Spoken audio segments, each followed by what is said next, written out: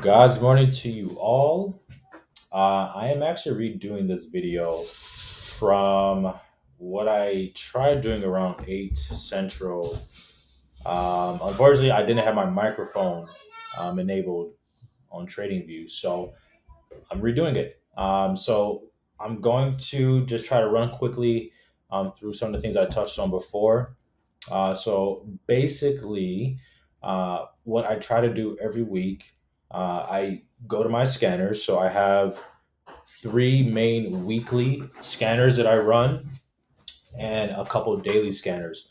Uh, and I also have watch lists that I keep of, some high beta volatile stocks and, see if I can find a setup within those. And so for this week, my focus is Circle Internet Group, ticker symbol CRCL. And so we're going to keep our focus here and then look at a light case study with CoreWeave, a trade that we were in, but on the wrong side, and try to get some context from that setup to help us here as well.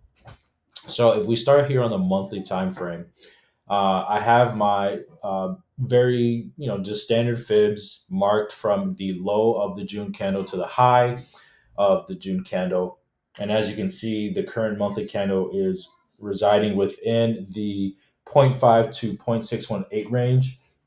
I just call this the golden zone, for simplicity. And so if we drill down a bit to the weekly time frame, this is actually where I got the setup idea from.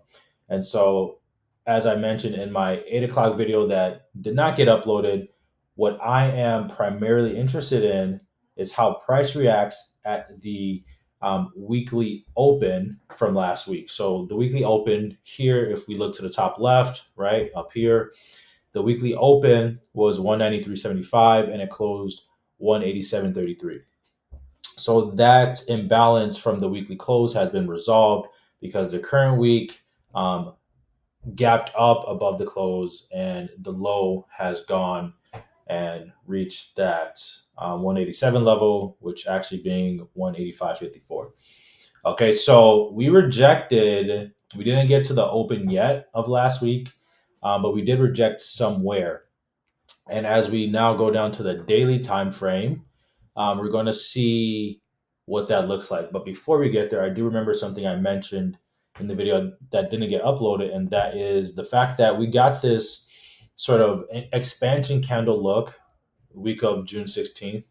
And then we had a down close candle that went past the high of this very bullish looking up close candle, but then closed below the 50% mark of this up close candle. Okay, so my white candles are up close, my blue candles are down close, right? So we had expansion, contraction, okay, and just very basic understanding of what that is. When a contracted candle, right? So you can have huge upper wick and huge lower wick, but if the body is small, that's just basically indecision. It's more or less price is moving sideways. All right. And so with this contraction candle from 2 weeks ago, I was expecting last week to expand, which it did, but for the price to be bullish, right? For the price action to seem more bullish, we needed to close above the high of this weekly candle from June 30th, but we did not. We actually closed below the close of that candle. And so, right, that got me thinking, okay, is this price action actually bullish? Okay, and so now we go into the daily to see a little bit more detail on that. Okay, and so we do have one major thing to kind of identify here, and that is why are these candles marked with these rectangles? And I don't know how many of you are into ICT concepts. I'm not a student of it by any means, but one of the ideas that ICT leverages is what we all understand as support and resistance, and it's in the form of order blocks. I actually really prefer this method in terms of looking at support and resistance, simply because you get more granular in terms of how to measure and how to identify the levels that you're watching. Okay, so if you remember that huge expansion um, candle was in June, right? So beginning of June or mid June, right? We kind of ran up, and then towards the end of June, we had this run down. Okay, so in that weekly candle, right, that closed down, we did form this order block here. This is a bearish order block that was validated by the next candle.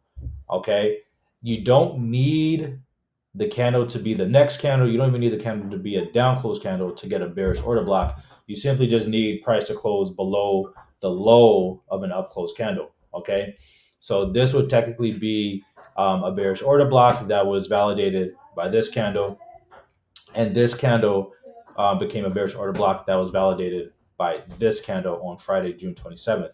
So this is very important in terms of identifying what levels we should watch for to kind of like just build a bias. Okay. So as you can see, when we found some support here, um, this week of June 30th, right? And then we put in this really nice hammer candle on higher volume. Okay. We made an attempt into this order block, but we didn't really find momentum. And that's important. Okay. When you're trying to decide, okay, is the stock showing signs of bullish or bearish momentum? I like to use order blocks. I like to use stochastic MACD to kind of like just build that framework. And so what I noticed was that we got this lovely hammer candle on higher volume, but then the next candle couldn't even make it above the close, right? So we peaked above back into this order block, but then we closed below this candle that thought that got us thinking, okay, we should be bullish. And then the next candle went even higher than the high, and it came back in, and that followed 3 consecutive days of peaking into this order block, right? So from this range of 205 to about 227, we peaked into it 3 times, and we closed again below the order block and below now significant levels.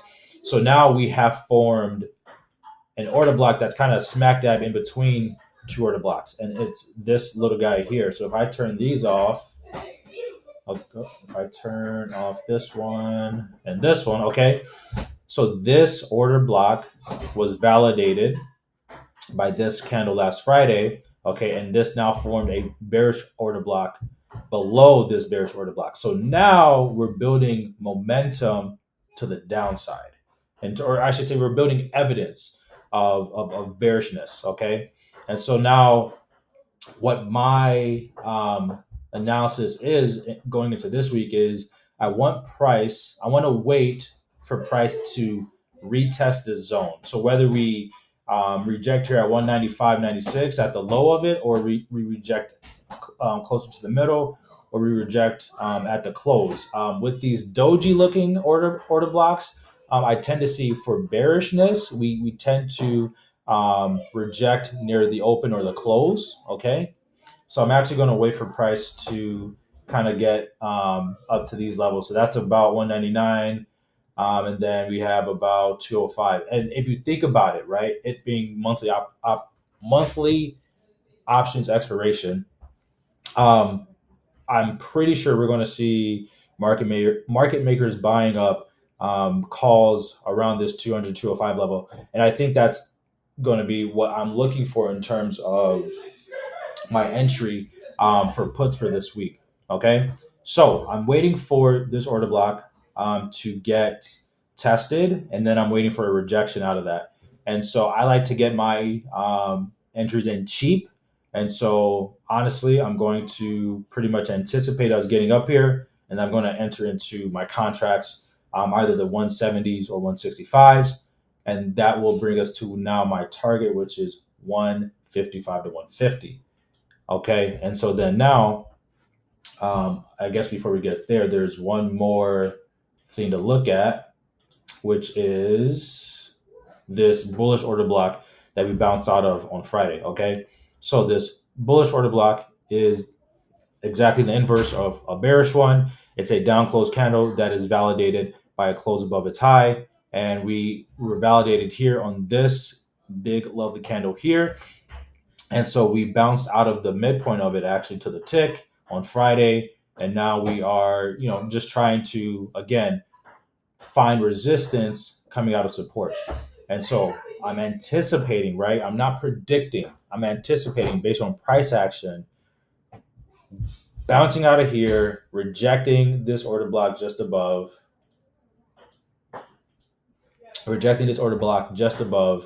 and then finding support at the next order block or significant level, which using our Fibonacci extensions or retracement rather, it's around this 0.382 level at 154, 155, call it, but it's within this order block. And that's, again, why I'm targeting that area for support and where I should take profit on my puts. So yeah, that's the play for this week. If we compare that to CoreWeave, I was actually in CoreWeave, but on the wrong side last week. Great opportunity there. Another high beta stock. This one was a little different. We put in a doji here the week before, and we put in higher volume on this massive down close candle. So naturally, right, with big body candles, you can expect retracement. Okay, and I'm expecting CoreWeave to retrace probably somewhere near this bearish order block, weekly bearish order block. But we do have, it looks like probably a daily order block that I marked that was holding as support. So we probably should likely get there and reject anywhere between 142 and 147. But my point is this. We have this fresh IPO all up in the media. A lot of people are trading it. And it was holding this bullish order block from middle of June, and we get up close candles need continuation. That's one thing that these years of trading have taught me. I've been trading since 2016. When you have an up close candle, you need continuation, to kind of help with your bias. We put in inside candle, and this 2 candle formation is a harami. Okay, I misread this harami, and that's my fault. The harami setup is one of my newer trade setups, and had I read this correctly, I would have saw this move coming from a mile away. The harami setup gives you the best expansion setups out there, and this bearish harami, though it is a bearish harami, it was on top of this bullish order block. So I thought we were going to absolve higher. Our MACD RSI was near the low, so I thought this was going to expand higher. But when I was wrong about what this would do, and we got this candle, I should immediately went to, okay, we're putting in lower highs and lower lows. We're going to fall through the floor, basically. And we did that, and we caught support on this bullish order block here. So now, again, I'm not trading CoreWeave, but I am taking cues from it, okay? And I'm going to trade Circle with this CoreWeave setup in mind. And so, maybe I don't like the setup that Circle's giving me, and I, come back and do trade CoreWeave. Either way, they're both on my watch list for this week, with Circle being my primary target.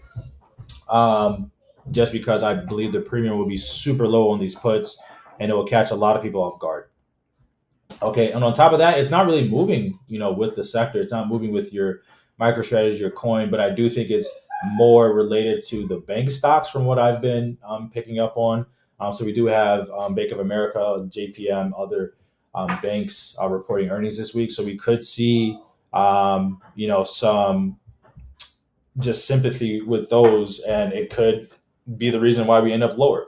But I have my my put contract here on my watch list, so I'm watching price action here. We are waiting for price to get below the low of last week of 80 cents on these 165 puts. And yeah, we're going to go from there. My target again is 154 to 150. So that lines up with this order block here on the options chart. Yeah, so we're going to wait. We don't trade Mondays. We collect data on Mondays, right? We wait for the charts, the weekly charts to set up quite a bit and just give us more information about what the price wants to do for the week, and see if our bias is correct. Okay. And one last thing before I end this video, right? Let's take a look at price in relation to the fib retracements. So we wicked above this 0.618 level, okay, multiple times, wicked above it. This candle body never closed above it, right? So when price closure and open aligns closely, like perfectly with fibs, I tend to gravitate even more to the trade bias. Because if this was any bit bullish, right, we would not align so perfectly with our candle closes. So that's another thing that I'm just like, okay, if this was bullish, like we would definitely be shaping up more rounded like this instead of coming here and then rejecting the 618, okay, like that, rounding at the top. So that's another reason why I'm anticipating us bouncing here, rejecting here, ending the week somewhere down here. I'll let you know how it goes this week. If you are, planning on taking this trade yourself, be patient. No matter what trades you're taking, stick to your plan, manage your risk, and live to fight another day, guys. So if you got this far in the video, thank you for watching. My plan is to post updates on all of my, my equity picks for the week. I do also trade futures as well.